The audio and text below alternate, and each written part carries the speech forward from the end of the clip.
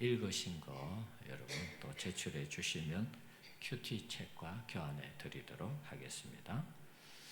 9월 달부터는 큐티 책을 가지고 이 새벽을 좀 해볼까 싶습니다.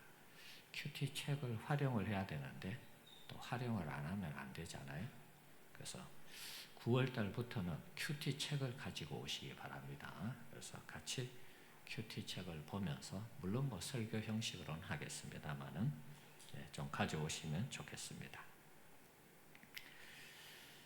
성경 읽기 계속 관심을 가져주셔서 읽으시는데 동참해 주시기 바랍니다. 새가족과 다른 여러 강구들은 주부를 참조하시고요. 지난주에 전기공사를 다 새롭게 했습니다. 그래서 본당의 배전방 공사하고 식당과 사택의 배전방 공사를 다 했습니다. 그리고 이제 냉난방기를 새로 하나 또 40평짜리를 추가했습니다. 그래서 여분으로 남아있는 것을 이 앞쪽으로 좀 설치할까 좀 고민 중에 있습니다. 어쨌든 지금 온도가 24도예요. 굉장히 온도가 많이 내려갔죠. 또 낮이 돼봐야 알겠습니다만은 어쨌든 도움이 되는 것은 사실인 것 같습니다. 쾌적한 가운데 우리 성도님들 예배에 참여해 주시고요. 조금 춥다고 느끼시는 분들은 밖에 입을 수 있는 얇은 옷이라도 좀 가지고 오시면 좋겠습니다. 자, 우리 옆에 분들 같이 한번 인사하도록 하겠습니다. 반갑습니다. 사랑합니다. 축복합니다. 소리가 하나도 안 들리는 것 같아요. 눈으로만 인사하시는 것 같아요. 오늘 예배에 참여하신 우리 성도님들에게 하나님의 축복이 함께하기 원합니다. 우리 성도님들 하나님의 영광을 본 적이 있나요? 혹시 체험한 적이 있는지 모르겠습니다. 하나님의 영광을 보면 어떤 일이 생길까요? 적어도 압도당하는 그런 느낌은 분명히 있을 것입니다. 제 개인적으로는 하나님이 저를 부르실 때 혹은 사명을 주실 때 강력한 하나님의 압도당함이 있었습니다. 물론 그래서 또 이렇게 목회자가 되었겠죠. 그것이 하나님의 영광인가, 하나님의 임재인가, 하나님의 만나주심인가 정확하게 분별하기는 조금 어려운 부분이 있습니다. 어쨌든 중요한 것은 하나님의 영광이 임한다는 것은 하나님을 만나는 것입니다. 어떤 형태로든 하나님을 만나는 것, 이것이 하나님의 영광이라 이렇게 봐도 틀리지는 않을 것 같습니다. 독일 출신의 위대한 작곡가 핸델 아시죠? 메시아 오라토리오를 작곡한 그런 유명한 음악인이죠. 메시아 오라토리오 중에도 제일 유명한 것이 할렐루야죠. 우리가 조금 규모가 있는 교회에는 부활주일이나 성탄절 때 이런 할렐루야 곡을 좀 하는 그런 경우가 있습니다. 이 할렐루야 곡을 만들 때에 핸델이 이런 말을 했습니다. 한번 보여주실래요? 내 앞에 펼쳐져 있는 하나님의 나라와 위대하신 하나님의 영광을 본 듯한 감격 속에서 이 곡이 만들어졌다. 이런 얘기를 했습니다. 자신 앞에 하나님의 나라가 펼쳐지고 하나님의 영광을 보는 듯한 그런 감격 속에서 이 할렐루야 곡을 만들었다는 것입니다. 이해가 되죠? 하나님의 영광을 보면서 작곡을 했기 때문에 정말 세계 최고의 그런 놀라운 곡이 탄생이 된 것입니다. 우리가 하나님의 영광에 압도될 때에 우리가 어마어마한 일을 경험할 수가 있는 것입니다. 우리 성도님들 하나님의 영광을 꼭 체험하시기를 축복합니다. 하나님의 영광에 압도될 때 우리가 정말 멋지게 신앙생활을 하게 될 줄 믿습니다. 오늘 본문을 보면 우시야 왕 때에 우시야 왕이 죽던 해라 그렇게 되어 있죠. 이사야가 하나님의 영광을 보게 되었습니다. 그 영광의 모습이 어떤 것입니까? 높이 들린 보좌에 앉으신 주님을 보게 되고 그 옷자락이 성전에 가득한 그런 모습입니다. 그리고 6 날개를 가진 서랍들, 천사들이죠. 여호와의 영광을 찬송하는 그런 장면입니다. 3절 말씀 한번 볼까요? 3절 같이 한번 읽어보시죠.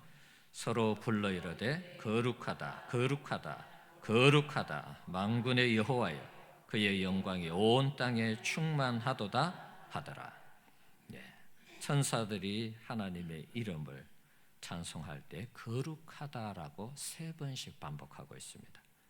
성경에 2번은 주로 반복적인 이런 내용들이 나오는데 3번 반복하는 경우는 거의 없습니다. 그만큼 하나님의 이름을 찬양할 때 하나님의 거룩하심을 높이는 장면이라 그렇게 보면 되겠죠. 하나님의 영광이 거룩함으로 온 땅에 충만한 이런 모습을 이사야가 보게 되었습니다. 그 찬송하는 소리에 화답하는 소리로 문지방의 터가 흔들리고 성전에 연기가 가득했다 이렇게 되어 있습니다. 연기, 구름 이런 것은 하나님의 영광의 상징을 의미하죠. 솔로몬이 성전을 봉헌할 때도 그 성전 안에 구름이 가득 찼다 이렇게 되어 있습니다. 그래서 연기와 구름은 하나님의 영광을 상징하는 것입니다. 이런 하나님의 영광을 접한 이사야의 반응이 5절에 소개되고 있습니다. 5절 읽어보시죠. 그때 내가 말하되 화로다 나여 망하게 되었도다. 나는 입술이 부정한 사람이요 나는 입술이 부정한 백성 중에 거주하면서 만군의 여호와이신 왕을 배웠음이로다 하였더라. 자, 하나님을 만나면서 하나님의 영광을 보게 되었는데요. 보인 반응이 자신이 죄인이라는 것입니다. 하나님의 영광에 감격할 틈도 없이 자신은 망하게 되었고 자신은 죄인이라는 입술이 부정한 자라는 이런 것을 깨닫게 되었습니다.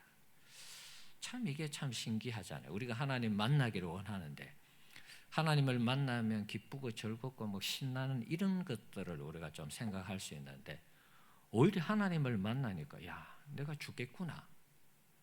우리의 어떤 죄성 때문에 사실은 하나님을 직접 만나면 죽는다 이런 표현이 있잖아요.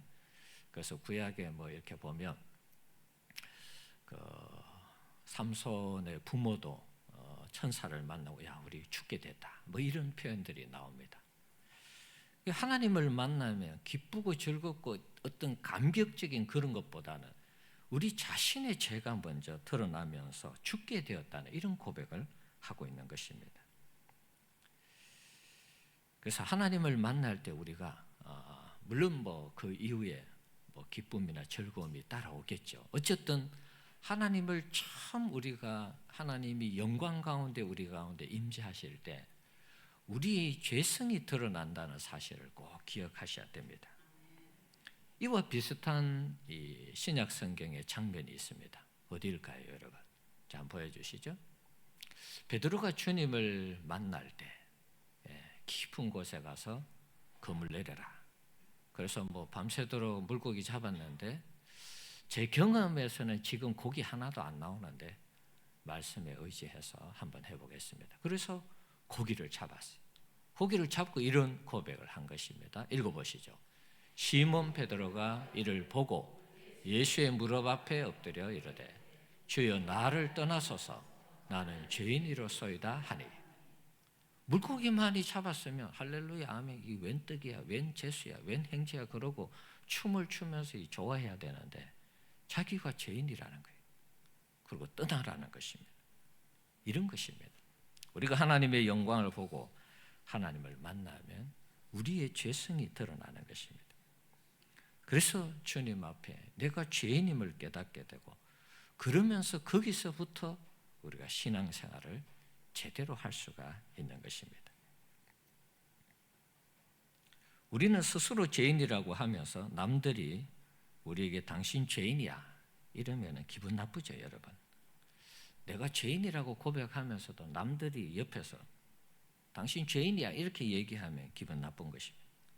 우리는 상대적인 평가를 가지고 있습니다. 그래서 나는 다른 사람보다 덜 죄인이라고 생각해. 그래서 누군가 나를 가리켜서 죄인이라 그러면 기분이 나쁜 것입니다. 그러나 절대적인 선이신 하나님 앞에 우리가 선다면 어느 누구도 우리 자신이 죄인임을 거부할 수 없을 것입니다.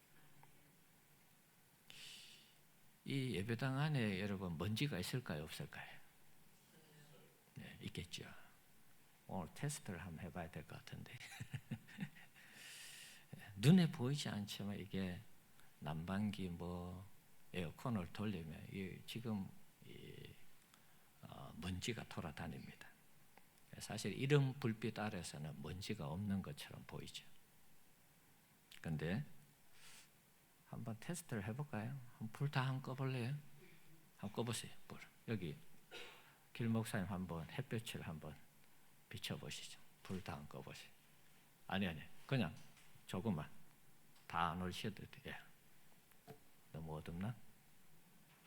예. 별로 표시가 잘 안 나네. 예, 됐습니다. 켜시.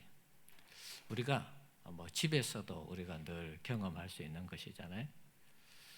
집에서도 이런 불빛 아래서는 먼지가 없는 것 같은데 커튼을 열어 젖히고 이러면은 이게 조금만 움직여도 다 먼지가 나요. 예.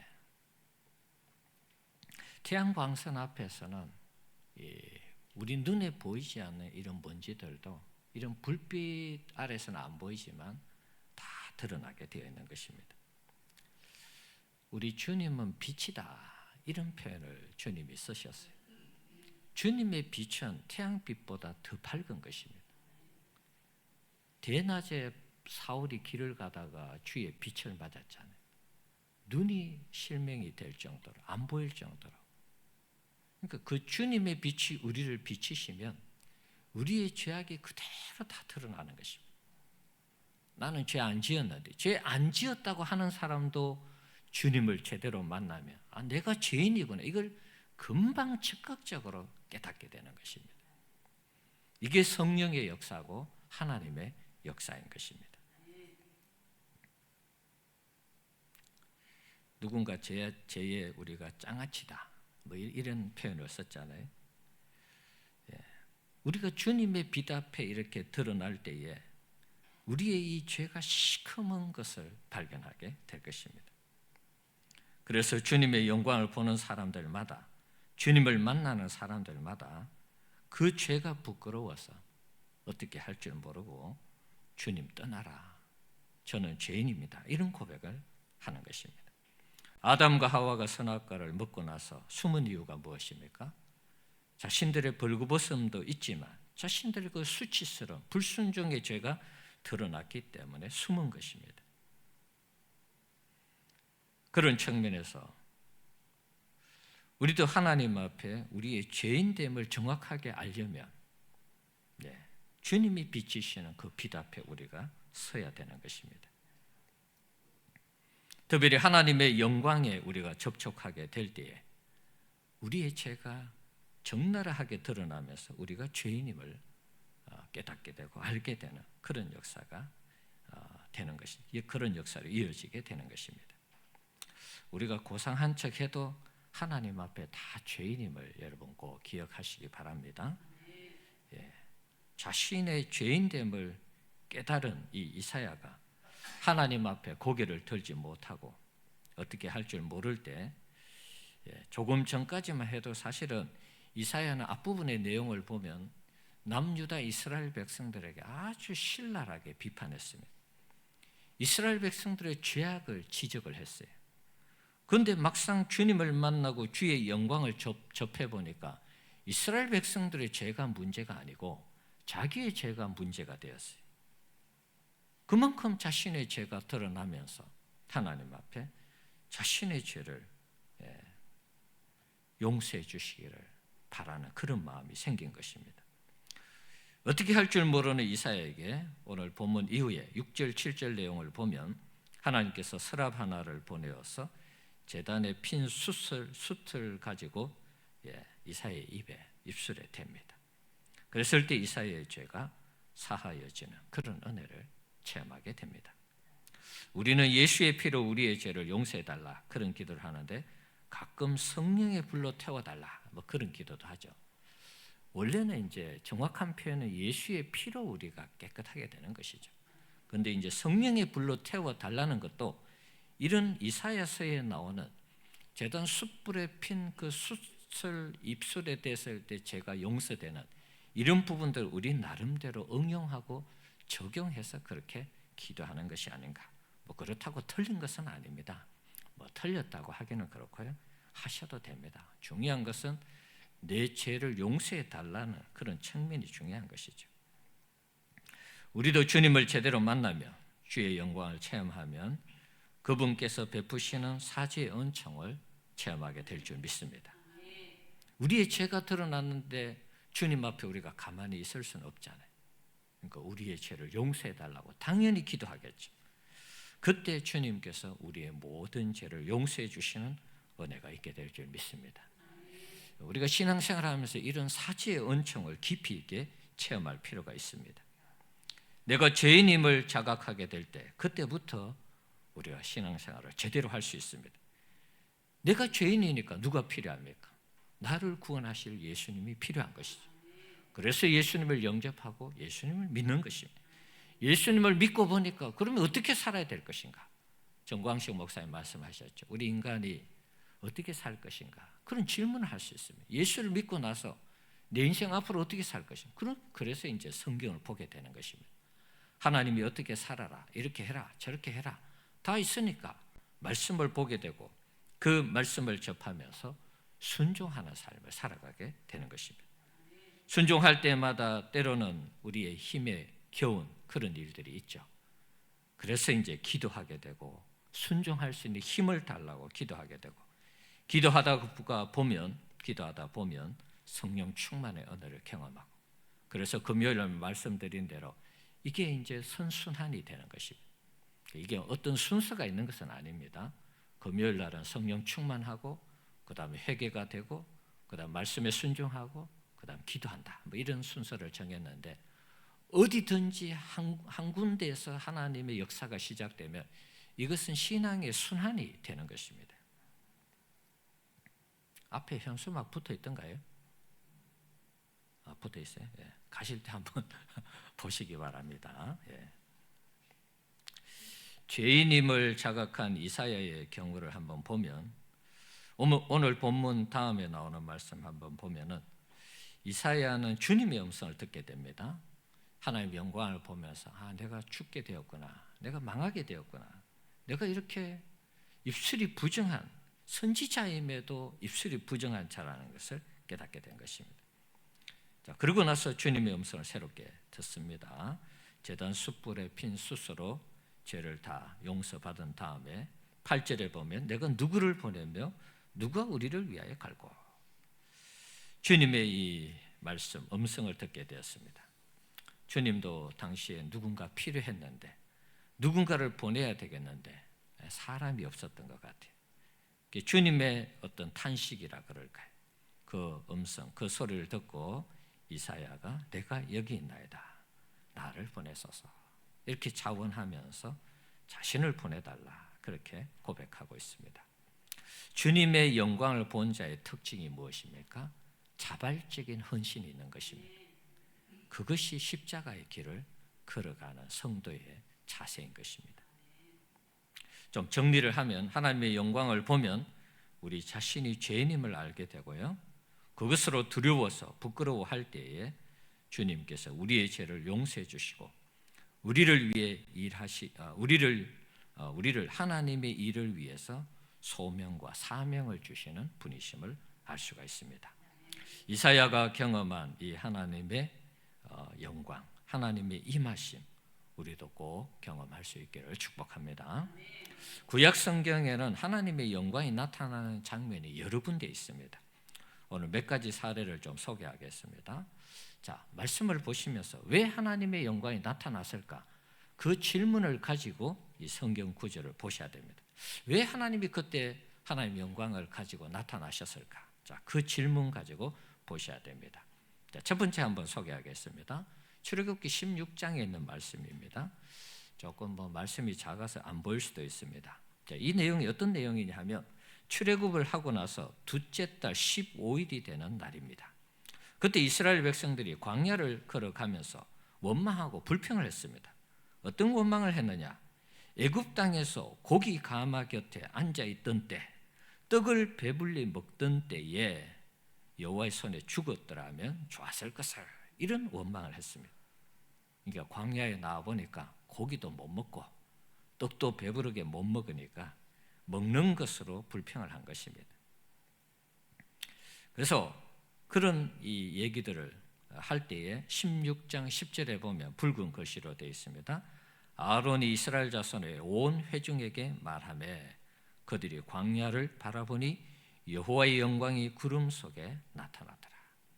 원망할 때 하나님의 영광이 나타났습니다. 그러고 나서 어떤 일이 있었습니까? 16장 12절에서 14절의 내용을 보시면 하나님께서 이스라엘 자손의 원망을 들었다 이렇게 말씀하시죠. 원망을 들었으면 한 대 때려야 되는데 하나님은 한 대 때리지 않고 해질 때에 고기를 먹고 아침에는 떡으로 배 부르리니 내가 여호와 너희의 하나님인 줄 알리라 하라 하시니라. 12절에 그렇게 되어 있어요. 하나님은 너무 속이 좋은 분이시. 우리가 원망을 해도 우리의 필요를 다 채워주시. 그래서 그래 고기 먹고 싶어? 실컷 먹여줄게. 그래서 하나님께서 13절 14절에 보면 저녁에 메추라기가 와서 진에 덮이고 아침에 일어나니까 이때부터 이제 만나가 내리기 시작한 것입니다. 지면에 만나가 내리도록 해주셨어요. 자, 이 경우 하나님의 영광이 어떻게 나타났습니까? 먹는 것 때문에 원망하고 불평할 때 하나님의 영광이 나타나면서 그들의 필요를 채워주었습니다. 자, 한 가지 기억하시기 바랍니다. 또 이와 비슷한 사건이 있습니다. 무리바에서 물이 없어서도 이스라엘 백성들 원망하고 불평했죠. 자, 민수기 20장 내용 여러분 눈으로 한번 보시기 바랍니다. 물이 없어서 이스라엘 백성들이 원망하는 내용입니다.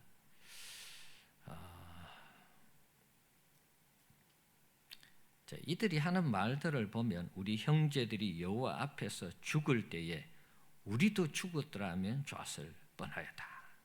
심판받아 앞에 많은 심판의 역사가 있었죠. 그리고 4절에도 우리와 우리 짐승이 다 여기서 죽게 하느냐 이렇게 원망을 했습니다.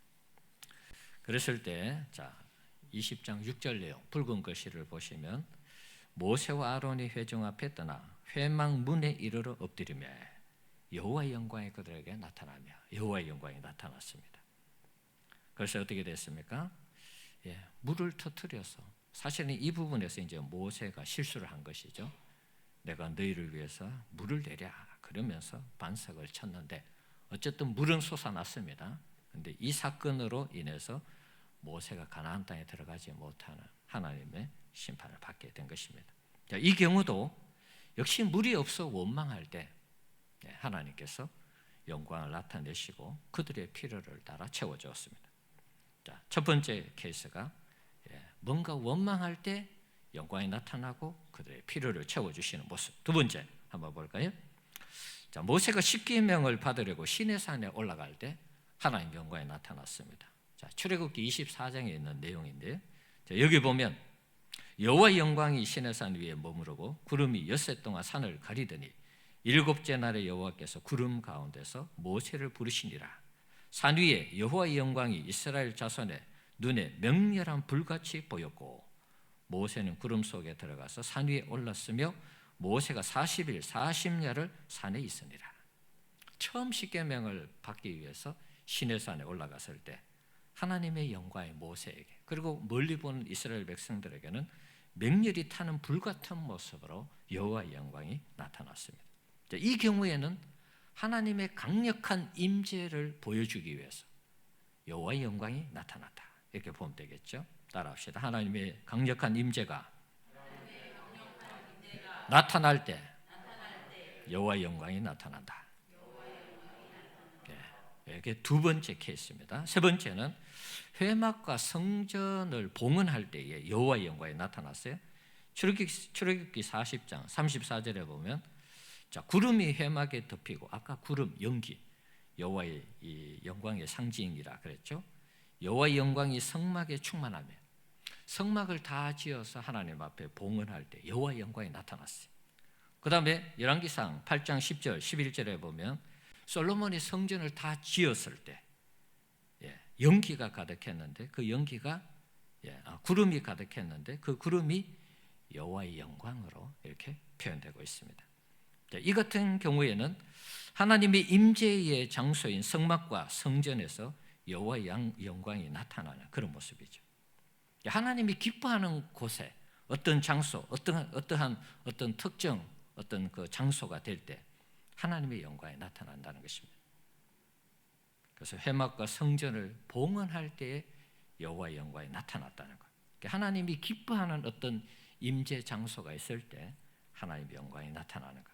우리 교회도 하나님의 영광이 나타나는 그런 하나님 기뻐하는 교회 되기를 축복합니다. 이게 세 번째 경우입니다. 자, 네 번째는 대제사장 아론이 첫 제사를 드린 후에 백성들에게 축복할 때 하나님의 영광이 나타났어요. 레위기 9장 22절에서 24절의 내용이 그런 것입니다. 제사법에 대해서 쭉 하나님이 다 말씀하시고 처음으로 대제사장 아론이 속죄제, 번제제, 화목제를 드렸어요. 그리고 나오면서 백성들을 축복했습니다. 축복할 때에 여호와의 영광이 온 백성에게 나타났다 이렇게 되어 있죠. 그리고 불이 여호와 앞에서 나와서 제단 위에 있는 번제물 기름을 살은 하나님의 살아계심을 보여주시는 그런 장면이죠. 그래서 이 경우는 예배를 받으시고 복 주시는 하나님의 그런 역사, 이것을 예배 받으시고 복 주시는 하나님이심을 드러내기 위해서 하나님의 영광이 임한 그런 케이스를 할 수 있겠습니다. 그 다음 다섯 번째, 고라와 다단과 아비람 온 이 무리들이 모세에게 거역하고 반역할 때 하나님의 영광이 나타났습니다. 민수기 16장 19절 말씀을 한번 보면 고라와 온 회중을 회막문 앞에 모아놓고 그 두 사람을 대적하려 하며 고라 자손들이 또 그 무리들이 일당들이 한 250명 같이 동조를 했습니다. 그들이 두 사람 아론과 모세를 대적하는 것이죠. 그때 여호와의 영광이 온 회중 가운데 나타나셨다 이렇게 되어 있습니다. 그 결과 어떻게 되었습니까? 이 무리들을 분리시키고 그 다음에서 땅이 갈라지면서 이 고라 무리들이 다 땅 안으로 이렇게 집어삼킴을 당하는 그런 하나님 심판이 있었죠. 그래서 밑에까지 쭉 보시면 250명까지 하나님의 불이 나와서 다 불살라서 심판하시는 그런 장면입니다. 이 경우는 하나님이 심판하실 때 하나님의 영광이 나타나는 그런 장면입니다. 그 다음 여섯 번째, 가데스 바네아 사건 12명의 정탐꾼이 정탐하고 나서 10명이 불순종에 보고를 했죠. 자, 그래서 백성들이 다시 애굽으로 돌아가자 뭐 그런 운동이 펼쳐질 때에 민수기 14장 10절 한번 읽어볼까요? 온 회중이 그들을 돌로 치려 하는데 그때 여호와의 영광이 회막에서 이스라엘 모든 자손에게 나타나시니라. 우리가 도저히 못 이긴다. 다시 애굽으로 돌아가자. 그러면서 모세를 향해 혹은 여호수아와 갈렙을 향해 돌을 들고 쳐서 죽이려고 할 때에 하나님의 영광이 나타난 것입니다.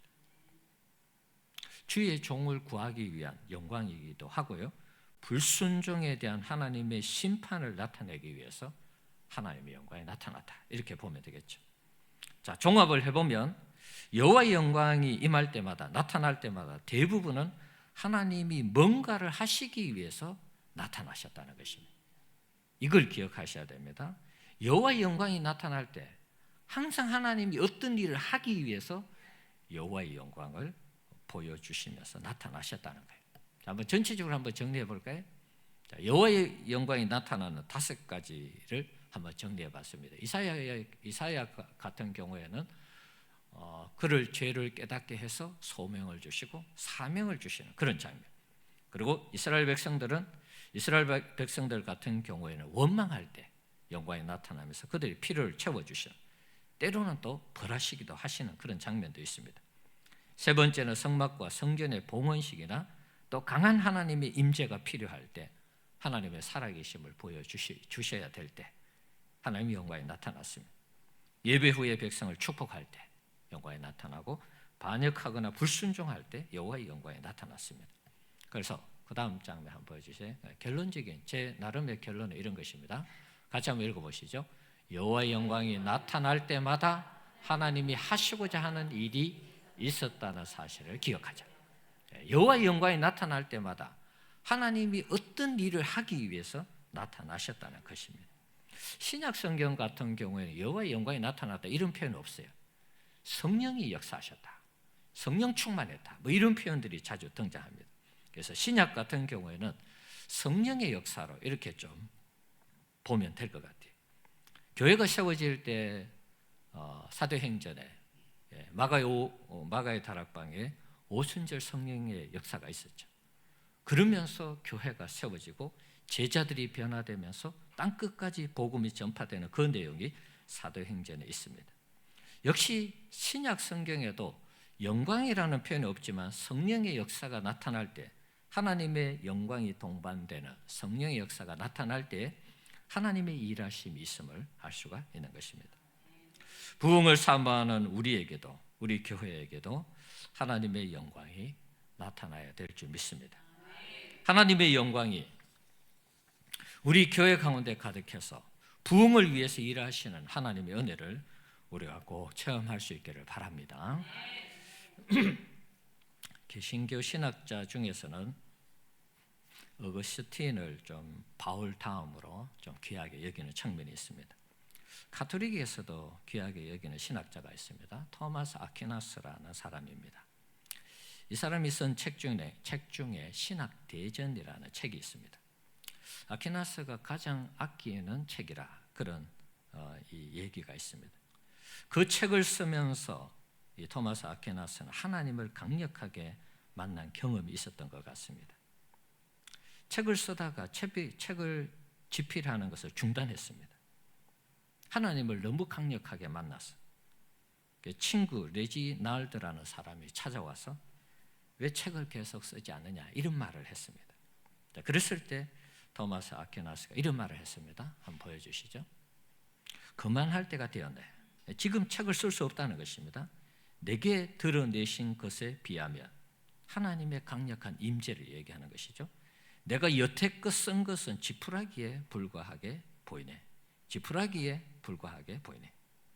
하나님의 강력한 임재를 체험한 이 토마스 아퀴나스가 자기가 쓰고 있는, 자기가 아끼는 책 중에 걸작이었던 그 책도 하나님의 영광, 임재 앞에는 지푸라기에 불과하다 이런 표현을 쓴 것입니다. 이게 지금 여러분 좀 느껴지셔야 되는데, 인간이 아무리 애를 쓰고 노력해서 최고의 작품을 만들고 최고의 일을 한다 할지라도 하나님을 만나보니까 그거 아무것도 아니더라 이런 표현입니다. 이걸 어디에 좀 비유할까요, 여러분? 제가 여행 간 얘기 잠깐 좀 하겠습니다. 지난번에 장각에 가서 4시간 비행기 타고 가고 9시간 버스 타고 가서 이제 장각에 가서 처음에는 안개에 구름이 끼어서 야 이거 완전히 망쳤구나 그 생각했는데 다시 이제 올라왔을 때 구름이 걷히면서 야 잘 왔다 이런 생각 들었다 그랬잖아요. 장각에도 참 멋진 풍광이었습니다만은 제 기억에는 유럽에 갔을 때 유럽 스위스에 인터라겐이라는 곳이 있습니다. 가끔 TV에도 나옵니다. 그 인터라겐에 가서 스위스 이 큰 산들을 봤을 때 저는 그때 감동을 잊을 수가 없어요. 가끔 이제 TV에 나오면 야 우리 저기 갔었지, 저기서 뭘 봤었지 이런 생각이 드는데, 근데 여러분 어떤 사진 한 장이나 어떤 동영상을 가지고 그 광경을 보는 거하고 제가 좀 느끼시라고 설명하는 거예요. 어떤 곳에 정말 너무 좋은 경치가 있고 풍광이 있고 멋진 장면이 있을 때 우리가 사진으로 보고 TV로 보는 것하고 직접 가서 보는 것하고는 천지 차이다 그런 말이죠. 그걸 우리가 이제 좀 느낄 필요가 있는 것입니다. 우리가 하나님에 대해서 하나님의 영광에 대한 부분도 성경에 나와 있으니까 하나님 영광이 있겠지 뭐 이런 생각 하시잖아요. 글로 기록된 하나님의 영광을 우리가 아무리 읽어도 이 영광이 우리가 체험이 되어지지 않는다면 의미가 없는 것이죠. 그렇지 않습니까? 하나님 영광에 대해서 얘기하는데 내가 개인적으로 하나님의 영광을 전혀 체험하지 못한다면 글로 기록된 이 하나님의 영광이 우리에게 무슨 의미로 와닿겠습니까? 와닿는다면 그냥 그림으로 보는 좋은 경치, 풍광 뭐 그 정도 아니겠습니까? 그러나 직접 가서 봤을 때 그 펼쳐지는 그 자연의 이 정말 이 멋진 광경들을 마음이 어떻게 표현할 수 없는 그런 이 감동이 밀려오는 것입니다. 그래서 우리가 성경 속에 기록되어 있는 이 기록된 성경에 나오는 하나님의 영광만을 우리가 바라볼 것은 아니고요. 우리가 개인적으로 하나님의 영광을 우리 모두가 경험할 수 있는 우리 성도님들 되시기를 바랍니다. 그럴 때 글로 기록된 하나님의 영광과 내가 직접 경험한 하나님의 영광은 천지 차이다. 그런 말이죠. 그동안 내가 하나님을 섬겼던 모든 것들이 하나님을 만나고 하나님의 영광 가운데 들어갈 때 이게 아무것도 아니었구나 이런 생각이 들 때가 있다는 것입니다. 에스겔서 있는 말씀 한번 보여주실래요? 성전이 앞으로 회복될 것에 대한 부분을 하나님 말씀하시면서 에스겔서 43장, 44장에 보면 여호와의 영광이 성전에 가득한 이런 모습을 볼 수가 있습니다. 여호와의 영광이 언제 나타난다 그랬죠? 여호와께서 일하실 때, 하나님이 일하실 때 영광이 나타난다 그랬잖아요. 무너졌던 이 성전이 회복될 때 하나님의 영광, 떠났던 하나님의 영광이 다시 찾아오면서 이스라엘이 회복이 되는 것입니다. 물론 뭐 돌아와서 성전을 짓고 그렇긴 했지만 어쨌든 중요한 것은 뭐냐 하면 우리가 하나님 앞에 우리도 우리 교회의 부흥을 사모하면서 지금 몸부림치며 기도하고 있습니다. 이 부흥을 누가 이루어 주실까요? 우리는 할 수 없습니다. 우리는 할 수 없기 때문에 우리는 기도하는 것뿐이죠. 그래서 우리가 부흥을 위해서 이렇게 몸부림치는 이유는 무엇입니까? 물론 우리 자신의 유익도 있습니다. 우리 교회가 뭐 잘 되기 위한 그런 측면도 있겠죠. 더 나아가서 그것만을 위해서 부흥을 얘기하고 있지 않습니다. 우리 한국 교회가 무너져가는, 우리 한국 기독교가 무너져가는 이 상황을 안타까워하면서 우리가 하나님의 부흥이 임하기를 지금 우리가 함께 기도하고 있지 않습니까? 우리 한국 교회가 회복되기 위해서는 하나님의 영광이 나타나서 하나님이 일하시는 역사가 이루어질 때 한국교회가 다시 회복되는 그런 은혜가 있게 될 줄 믿습니다. 그런 의미에서 우리가 하나님의 영광을 더 사모해야 되는 것입니다. 하나님의 영광이 우리 교회와 우리 성도님들, 우리 한국교회 가운데 다시 강력하게 역사한다면 그 영광 가운데 일하시는 하나님이 우리 교회와 한국교회를 부흥시켜서 다시 한번 한국교회가 이 나라 민족을 이끌어가는 그런 멋진 교회가 될 줄 믿습니다. 하나님의 영광이 나타나지 않는다면 결과적으로 하나님이 일하시지도 않고 하나님의 부흥의 역사도 없는 것입니다. 자, 오늘 이 말씀 꼭 기억하시고 우리에게 하나님의 영광을 보여주십사 기도해 주시고 그 하나님의 영광이 나타날 때 하나님이 일하심으로 우리 교회가 그렇게 소망하는, 부르짖어 기도하는 하나님의 부흥의 역사를 꼭 경험해서 한국교회와 한국사회를 살리는 그런 교회 되도록 기도하는 우리 성도님들 되시기를 바랍니다. 우리 찬양 하나 하고 기도하도록 합시다. 같이 헌금도 해주시기 바랍니다. 내는 주의 영광 보내 찬양합시다.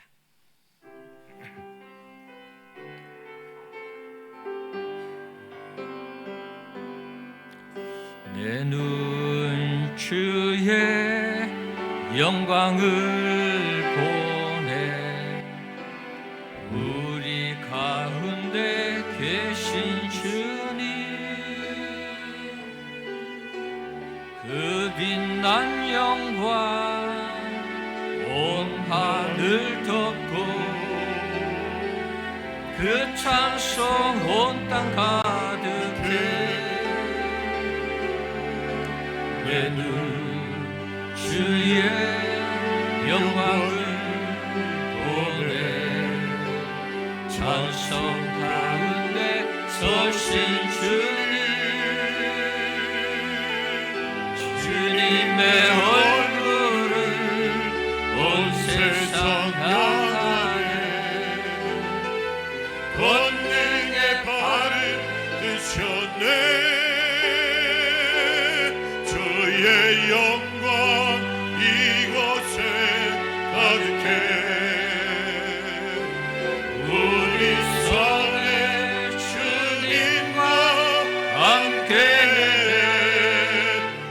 찬양하며 우리는 전진하리. 모든 열방을 볼 때까지 하늘 아버지 우리를 새롭게 하늘 아버지 우리를 새롭게 하사 열방 중에서 주를 섬기게 하소서. 모든 나라 일어나 찬송 부르며 영광의 주님을 보게 하소서. 주의 영광 이곳에 가득해 우리 손에 주님과 함께 찬양하며 우리는 전진하리. 우리 다 함께 일어나셔서 주의 영광 이곳에 가득해 손 들고 한번 찬양합시다. 주의 영광 이곳에 가득해 주님의 영광을 사모하며 우린 손에 주님과 함께 찬양하며 우리는 전진하리. 모든 열방 주 볼 때까지. 우리 그대로 선체로 손 들고 한번 기도합시다. 주님의 영광을 보기 원합니다. 우리 가운데 오셔서 일하여 주옵소서. 특별히 우리 교회에 부흥을 허락하여 주셔서 우리 교회 부흥을 통하여서 한국교회를 살리고 나라와 민족을 살리는 하나님의 일하심의 역사 있게 하옵소서. 우리 가정과 우리 개인에게도 하나님의 영광을 보여주시고 하나님의 일하심의 역사 있게 해달라고 주님 이름 부르고 기도합시다. 주여, 살아계신 하나님 아버지 기도합니다. 하나님의 영광을 소망하며 하나님의 영광이 이곳에 임재하시고 역사하여 주셔서 하나님의 일하심을 보게 하여 주옵소서. 하나님의 일하심이 특별히 우리 교회 하나님의 부흥으로 나타나기 원합니다. 그 어떤 일도 하나님 우리 인간이 할 수 있는 일은 한계가 있습니다. 하나님의 영광이 나타나면 수많은 일들을 하나님이 놀랍게 하실 줄 믿습니다. 우리 백석교회 가운데 하나님의 영광이 임하고 하나님이 일하셔서 우리 교회가 그토록 부르짖고 기도하는 하나님의 부흥을 볼 수 있도록 은혜를 베풀어 주옵소서. 한국교회가 무너져가는 것을, 한국 기독교가 쇠퇴하는 것을 안타까워하며 기도하고 있습니다. 하나님의 부흥이 반드시 일어나서 우리 교회가 그것을 경험하고 그 부흥을 한국교회, 한국사회에 전수할 수 있도록 도와주옵소서. 그래야 우리 교회, 백석교회를 통하여서 한국교회를 살리고 나라와 민족을 살리는 놀라운 하나님의 부흥의 역사를 경험하기 원합니다. 우리 가운데 오셔서 하나님의 영광을 보여주시옵소서. 누구든지 하나님을 보게 하시고 만나게 하시고 죄인됨을 깨닫게 하시고 우리 죄를 회개하고 자복하며 주님이 원하시는 곳에 우리가 마음껏 가서 주의 일을 할 수 있도록 도와주옵소서. 주님이 우리 가운데 자정하셔서 역사하시고 그 하나님의 영광이 우리를 사로잡아 하나님이 기뻐하는 그 삶에 우리 자신을 드릴 수 있도록 축복하여 주옵소서. 우리 주의 영광이 우리를 날마다 새롭게 하신 은혜로 이끌어 주시옵소서. 반드시 그렇게 해 주실 줄 믿고 하나님 아버지 뜨겁게 우리가 신앙생활하게 하옵소서. 살아계신 하나님 아버지, 이 시간 하나님의 영광이 임하기를 원합니다. 오셔서 우리 가운데 역사하여 주옵소서. 이사야의 교회에 찾아오신 주님, 수많은 하나님의 일을 함에 있어 하나님의 영광이 나타나셨던 것처럼 우리 교회에 임재하시고 하나님의 영광을 보여주시옵소서. 그래서 하나님이 하시고자 하는 일을 마음껏 하시옵소서. 잘못된 것이 있다면 회개케 하시고 하나님 우리가 해야 되는 일이 있다면 순종하게 하셔서 하나님의 일을 멋지게 해내는 우리 교회와 우리 성도님들 되게 하여 주옵소서. 주의 영광이 나타나서 우리 사랑하는 모든 성도님들 하나님의 일하심을 보게 하시고 특별히 부흥이라는 하나님의 일을 통하여 이 나라 민족을 살리고 한국교회를 살리는 우리 교회 되도록 축복하여 주옵소서. 우리가 이 시대를 살아가면서 책임감을 가지고 신앙생활하게 하시고, 우리 한 사람 한 사람이 얼마나 중요한지 우리가 하나님의 부흥에 대한 관심을 가지고 하나님의 일하심을 사모하며 하나님의 영광이 임하기를 날마다 기도하는 우리 모든 성도들 되게 하여 주옵소서. 하나님의 영광이 임할 때 세상의 모든 것들은 아무 가치가 없다는 것을 깨닫게 될 것입니다. 그런 은혜를 우리 모두가 체험하게 하옵소서. 귀한 물질 드렸습니다. 30, 60, 100배의 것으로 갚아 주시옵소서. 연약한 우리 성도님들 있습니다. 예수 이름으로 명하노니 우리 성도님들에게 있는 육신의 질병 장애 떠나갈지어다. 고쳐지고 회복되고 치유될지어다. 하나님의 영광으로 덮어주셔서 치유의 역사 있게 하여 주옵소서. 예수 이름으로 명하노니 인생의 문제 떠나가고 해결될지어다. 하나님의 영광 붙들고 날마다 승리하는 우리 모든 성도님들 되게 하여 주시옵소서. 그렇게 해주실 주님 믿고 감사하며 예수님 이름으로 기도하옵나이다. 아멘. 지금은 우리 주 예수 그리스도의 은혜와 하나님의 놀라운 사랑과 성령님의 위로교통 충만케 하심의 역사가 하나님의 영광을 사모하는 모든 주의 백성들 머리 위에, 가정과 직장과 사업장 위에, 우리 교회 위에 지금부터 영원토록 함께 있을지어다.